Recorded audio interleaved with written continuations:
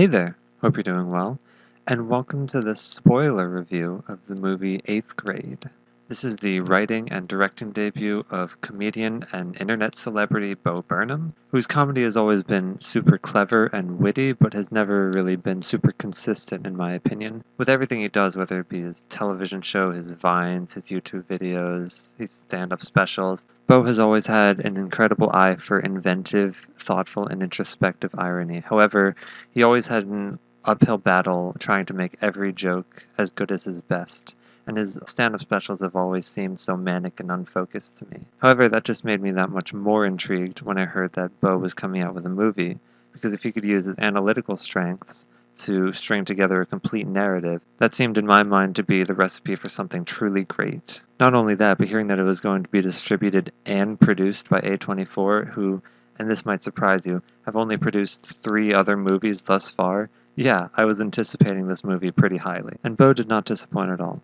This film goes in the same direction that his last stand-up special started to. I'm not going to go too deep into the details. Wisecrack just recently came out with a video dissecting his comedy, and I really suggest that you check that out if that interests you. But basically, Bo has started to use comedy and irony mixed with sincerity and viewing comedic premises through real human emotion instead of postmodern mockery, somewhat similar to a BoJack Horseman, a Parks and Rec, or some of the shows of Dan Harmon. And he's using these techniques to continue talking about social media and the democratization of fame and performing through the internet.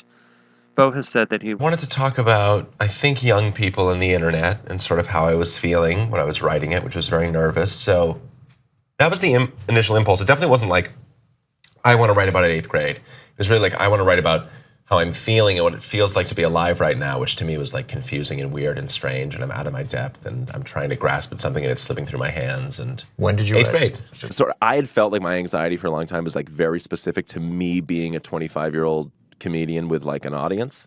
And then I would like do my shows and like young kids would come up to me and say they felt like me and they felt like they knew what I was going through. Even what I was talking about was like being on stage in front of thousands of people. I'm like, why is this resonating with you? And I just think the sort of pressures, the weird pressures that are usually only afforded to like D-list celebrities have now been democratized and given to everybody. Social media, it's just the market's answer to a generation that demanded to perform. So the market said, here, perform everything to each other all the time for no reason. It's prison. It's horrific. It is performer and audience melded together. What do we want more than to lie in our bed at the end of the day and just watch our life as a satisfied audience member? There is no proof that we should be actualizing this stuff.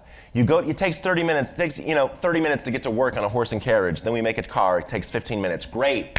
Make a faster car, great. Cleaner energy, make it quicker. Why should we apply that to our social lives? Why should we apply that to our conversation? Is there any proof that streamlining this stuff makes it better? You can talk to 100 people, now you can talk to 1,000. You can have a conversation. There's no, we're applying a like capitalist whatever, like streamlining logic to literally our emotions and our souls. This is hands down my favorite part of 8th grade, is the focus on the internet.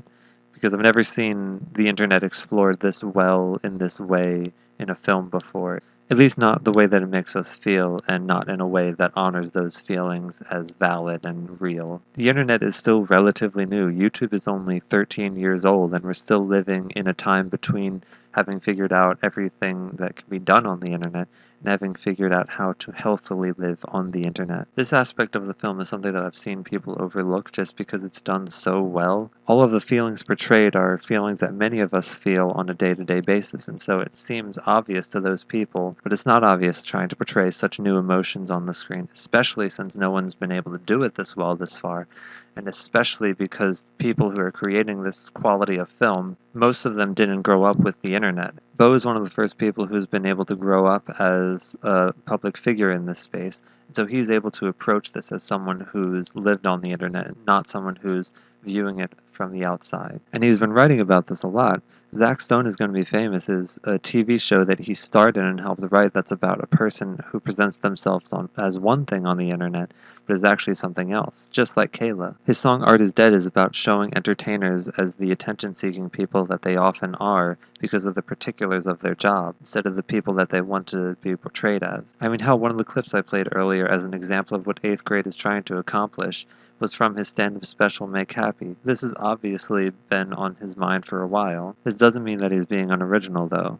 I mean, sure, if Bo came out with another stand-up special about these things without any really new ideas, then I think it would have been a lot more played out. But what Bo is doing is he's viewing these same ideas from a different angle.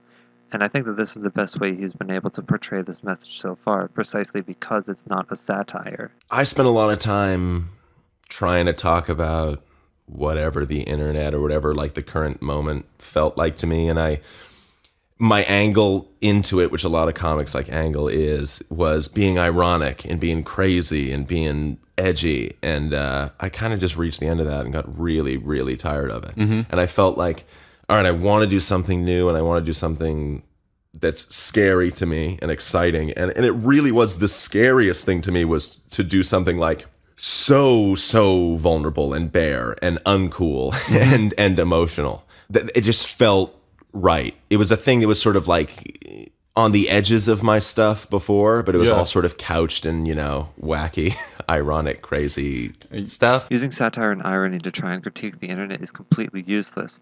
As Bo has said, you're trying to talk about the internet on the internet's own terms. It's like if you tried to make a critique of South Park using irony. You can't critique South Park using irony because it's already making fun of itself. Anything that you have to say about it is going to be completely useless at trying to make an actual point. Bo wanted to talk about how scary and lonely and fun the internet can be all at the same time. Not about how scary it can be because people could be watching you on your camera, or about how lonely it can be when you're just spending your entire day on it without going outside, but about how scary and lonely and fun and boring it can be just for being in our normal lives. When you completely understand how to use the internet, but it's still too much, but you don't notice because it's also being amazing at the same time. You can't say that using irony, not in a way that would make it sting and make people actually see the problems with it. And the choice to view this through the eyes of an 8th grader is essential to the film's point. Middle school is around the time when kids are beginning to identify as individuals. That's why Kayla is dealing with the questions of how to be yourself and how to be confident. She's trying to figure these things out for the first time, and because she doesn't have a strong grasp on these concepts, that allows us to see internet social spheres as if we hadn't already figured out how to be confident. This exposes social media sites to some hard truths that we don't normally think about because we've already learned how to be confident and we've normalized social spheres on the internet. It shows just how difficult it is for us to make actual connections on the internet, and it shows how different connections on the internet are from connections in real life. In Joshua Hamilton's monologue at the end, he says that he never knew how to teach Kayla things like kindness. She would just learn them on her own, and his inability to deconstruct kindness is just like our inability to deconstruct being confident on the internet. She learned kindness in the same way that she's trying to now learn being yourself, through practice. Practicing on her friends from school, her family, and even herself. We humans do this so that we can kind of practice being the person that we want to be. We're consciously acting like the person that we want to be, even though that's not who we are. And that's exactly what we do on the internet as well. In both social media and middle school, we want to shape our own image into something that we're not. And so we're performing for others and even for ourselves so that we can show the world the we that we want to be. Both adolescence and social media bring these ideas to the top of our mind, but with adolescence, there's an end goal. You can actually become more confident in social situations if you're in enough of them.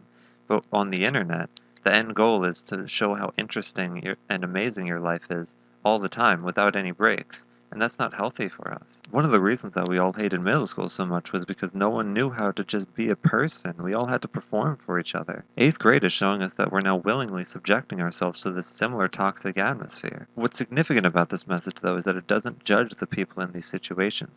It just describes their situations without comment. Yes, shaping our own image like this isn't healthy, but we shouldn't hate ourselves for being tempted to do something like that. That's why there are no answers to these problems. The movie is just exploring how complicated these emotions can be, and it's showing these emotions as valid and treating them with respect. Bo has talked extensively about how he wanted this film to feel like it was being lived for the first time and that it wasn't a nostalgic piece looking back on his specific experience in middle school. By making the character a girl and giving her the technologies that we have now, he was separated enough from her to be able to see everything from a fresh perspective, because everything looks different when you're looking at it for the first time. Pool parties, time capsules, and arguments with parents all have specific experiences tied to them now, But when viewing them the way that Bo is viewing them, you start to notice the things that you notice when you see it for the first time. The perceived maturity of the high schoolers, the way the characters actually talked like middle schoolers, and the way that Kayla would put her earbud up to her ear to show that she wasn't interested anymore. Background props like the Harry Potter book, the Hamilton calendar, and the Lego movie and Wreck-It Ralph ticket stubs. When I was watching, the details didn't fall into the background, they were what stuck out. However, the film also doesn't go for full relatability. A lesser film would have tried to make the story as relatable to everyone as possible and not had the scene at the end in the car, but I think that scene is a perfect example of what makes this film great. Not everyone was awkward in middle school. What's special about 8th grade isn't that it's a relatable blast from the past, though it is that. It's that it weaponizes those relatable middle school feelings to drop its baseline characters into situations to show what those situations might be like to those distinct people. Kayla's not a blank canvas for you to fill in your own experience. She's a mask that allows you to see through someone else's perspective. And that's what my favorite kind of stories are able to do, is to allow us to empathize with one another. I also really loved Elsie Fisher's performance and the distinction made between shyness as someone who's just really quiet and shyness as someone who's trying to talk but can't come up with the right words. Another thing that can really only be portrayed by someone who has lived as a shy person. Bo Burnham did that really well. I found that the soundtrack was super interesting and effective as well. I think that Anna Meredith added a lot to this production by using electronic music because electronic music can be very visceral and hypnotizing. The score does a really good job of overwhelming you, just as your emotions overwhelm you when you're actually in these kinds of situations. There's a reason that in several parts of the soundtrack there's a consistent heartbeat-like rhythm, like in Nautilus and Rhododendron and Being Yourself. And the very ending of Putting Yourself Out There is literally just a drum beating to the rhythm of a heart. It manipulates your feelings in a really genius way. The soundtrack is there to enhance the emotions, to make it feel like your heart is actually beating at that rhythm, whether it be for a happy reason or a sad reason. However, there are some detriments to not using traditional instrumentation. I think that the use of leitmotifs in this film is an example of that. I like that the How to Be Confident theme was consistently played over scenes where Kayla was trying to be confident, like at karaoke or meeting her friends at the mall. It's also changed a bit in the song MGM's Class of 2017, becoming a bit more controlled, showing that Kayla is becoming more controlled over her own kind of confidence. I just wish that there was a little bit more of that kind of thing. I think the subject matter really lends itself to that kind of musical style, but I also think that electronic music makes it a bit harder to use those kind of leitmotifs, especially since there haven't been a lot of great soundtracks that use electronic music, so anyone who's doing it is kind of working blind. Also, I think the visuals for the film could have been a bit better. I think the film is perfect casting-wise, acting-wise, and especially writing-wise, but the visuals do leave a little bit to be desired.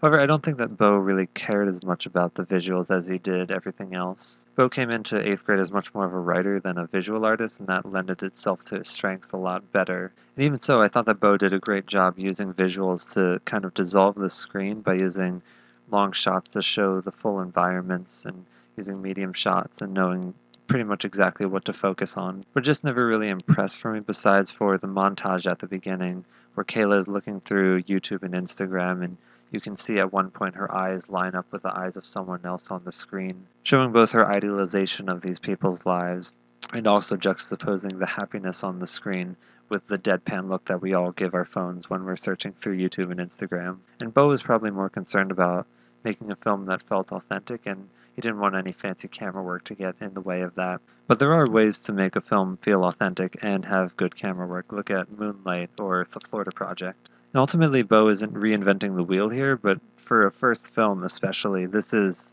pretty great. I think that you'll really enjoy this film if you have a strong relationship with the internet, because this is one of the first films that really dives in deep to media literacy and how it feels to actually be a citizen of the internet. And this movie leaves me on the edge of my seat as to whatever Bo decides to do next, whether that be another movie or a stand-up special or an instructional dance video. I'm going to be the first one to cough up my money. I'd probably give this thing a 9, but other than that, hope you're doing well, and I'll see you in another video.